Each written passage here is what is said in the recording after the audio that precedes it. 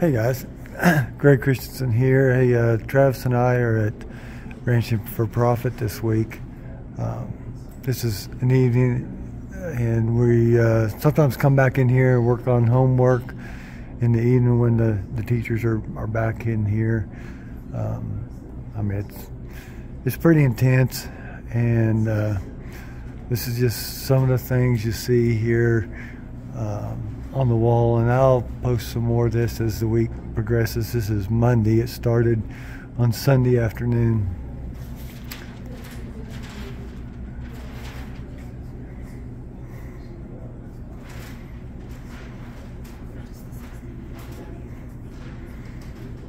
So I highly recommend Ranching for Profit School, well, to anybody in ag, and even if you're not in ag.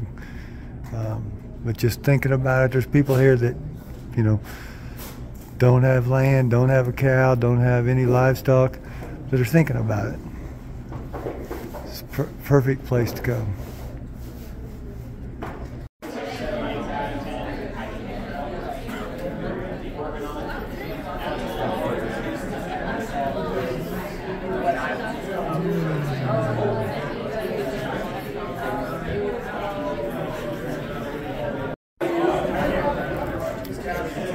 So this is break time here on Wednesday. We started on Sunday afternoon, and so this is Wednesday, and well, you're usually being here at 8 o'clock in the morning, break for lunch, maybe quit around 6, eat supper, then come back, work on some homework. Alright, you guys are off into the mouth for today. Suffered through yesterday, you're all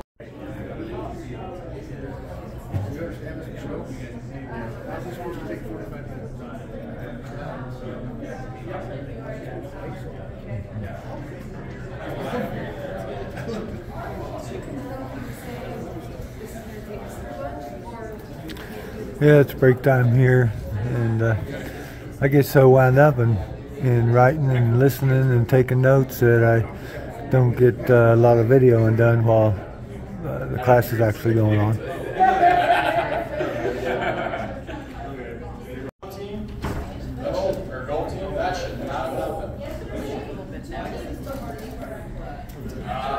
This little team exercise here.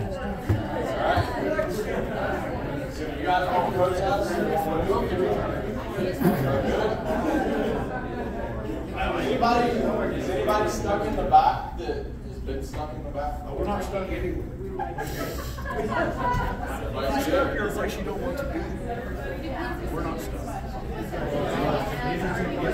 Alright. Water deal. I always tell people we're talking about building flexibility into the plan, demanding 100% return on investment.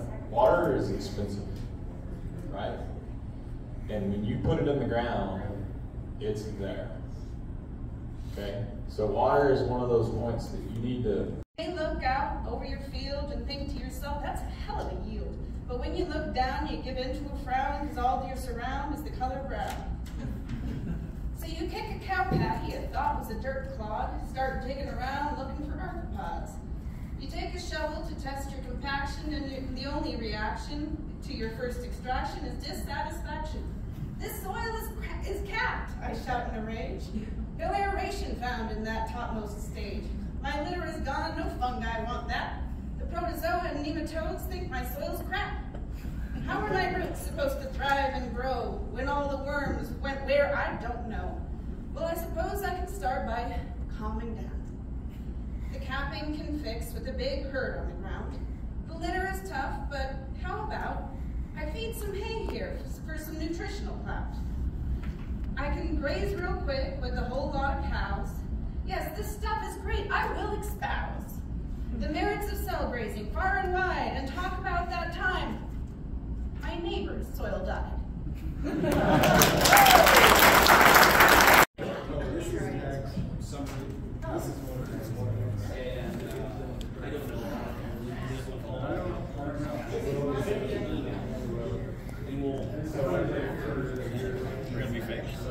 Yeah. Am I making it on YouTube?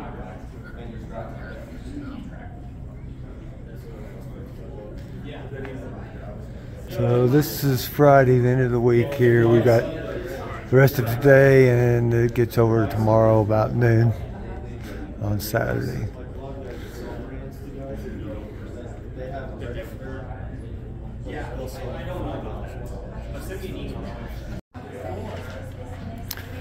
Well, we're starting the last morning here, Saturday morning.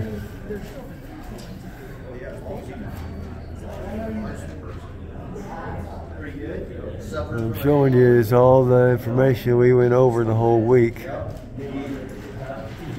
So I guess if you could decipher that and put it into practice, you would never need to come.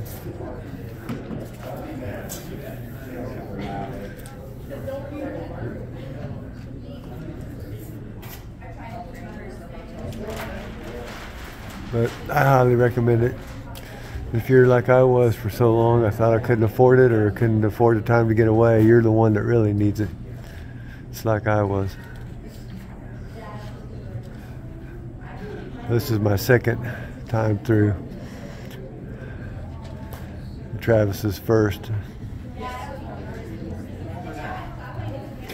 So if you want to make your ranch or your bit, you want to make your place a business and not just be self-employed, it's for you. On the left side of the quadrant. So if we want a different life, if we want a better life, if we want to be real business owners, we need to understand how to make the transition from operating with the paradigms of being self-employed to having the paradigms and operating as if we are business owners, so that we can build that business. I asked you guys what problems. Realize that our actions are dictated by our paradigms. So in order to change our actions, we have to challenge and we have to change our paradigms. Our paradigms aren't the only reasons why we don't change. We have many obstacles. We said that peer pressure, while we would like to think that it's not that big a deal in ag, it actually is. Sometimes we would rather go along with the crowd and be wrong than to be different, be by ourselves. We said that it's not the dark that scares us, it's the things that we can't see in the dark. The fear of the unknown quite often paralyzes us and prevents us from changing. We mentioned status quo bias. Too often we favor where we are. We think that where we could be is too scary and the reward would not be that great. And our profit planning process, how we needed to start with written statistics. If we were going to plan, we needed to use the windshield. We needed to look forward. We didn't need to look back. We could glance in the rearview mirror every once in a while, maybe 10% of the time, see if what we were seeing was right based on what we had seen, but we needed to plan. We needed to start estimating the degree performance for the next year, the herd performance for the next year, and that would lead us to the stock flow, and so on and so forth. And ultimately, when we went through the process, we would get all the way down to profit loss. We talked about the importance of the layout of accounts. You guys said that you could make some estimations on how many cattle you would sell and for how much. You could make some estimations on what it would cost you for each unit of production. So we had a livestock division and a farm division, and you said that you might have a set of overheads for each one of those divisions, and that ultimately was the test. That if the overhead went away, if the division went away, the overhead would go away. Getting it or keeping it. If it's in labor, it can only be in people or things. We worked through this chart and said, have we seen this before? You guys said, yeah, that's the tree. That's the tree that you did such a terrible job of trimming earlier. We turned it sideways and it looked like the tree. We said, this is the dead wood finder. We can use this as a tool to identify where the dead wood needs to be cut in our businesses. And we talked about the fact that quite often we're way out here on the end of the limb, nipping at twigs, when quite often our problems are much closer to the base of the tree. We introduced you to benchmarking. We said that a benchmark was a place to look for managerial leverage in your business, changes that you could make.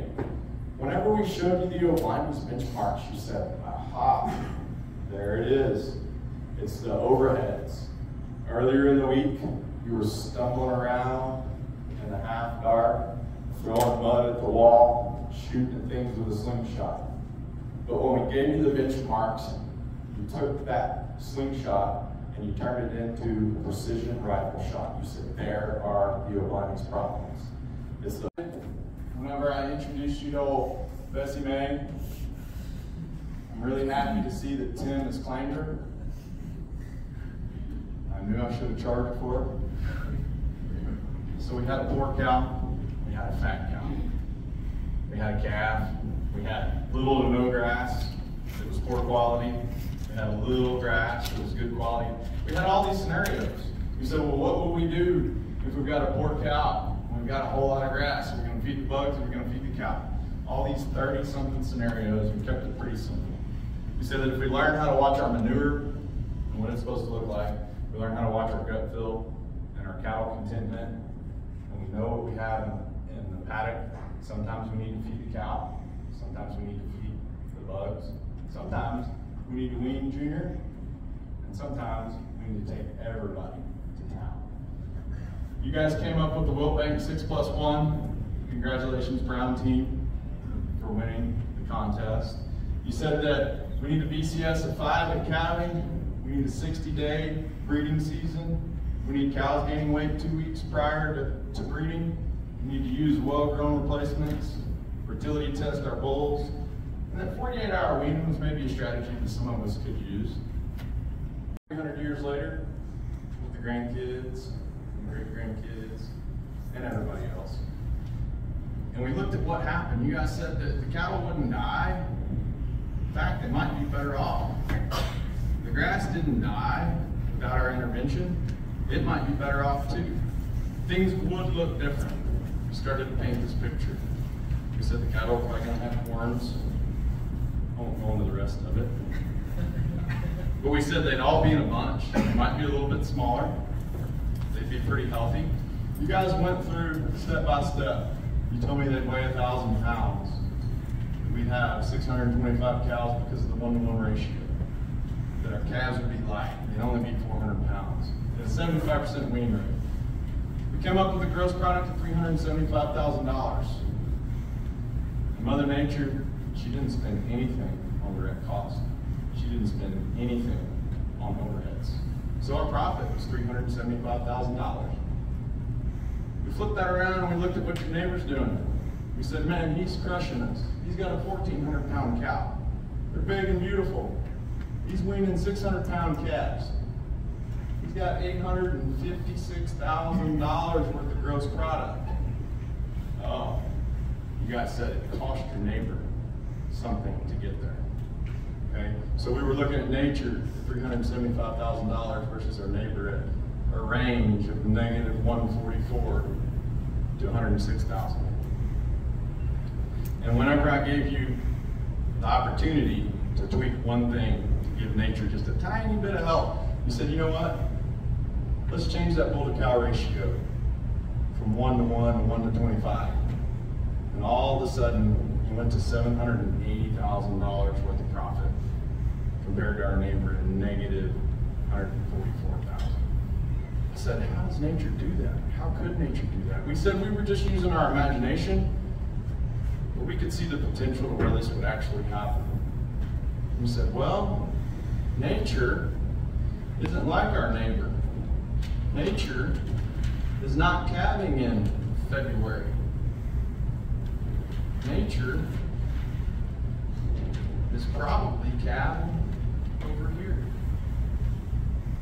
Okay? But too many times in our businesses, here we are. We're not willing to look at the strategic, high-level things. Maybe the economist was right. Maybe those costs are fixed.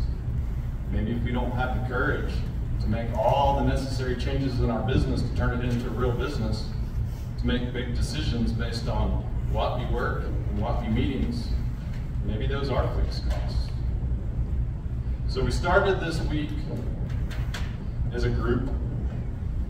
We told you the term group effect. And you guys were a group. And we went on a little further in the week and we saw you form into a team. And it was really fun for Jordan and I to watch you guys working together the last day and a half. as a team addressing these issues, these strategic level, big picture things that could make a meaningful difference to your business, could change your life. All right, guys. Well, that's it. Here we're leaving Colorado Springs and ranching for profit here on Saturday about noon. It's a full week, but it's well worth it.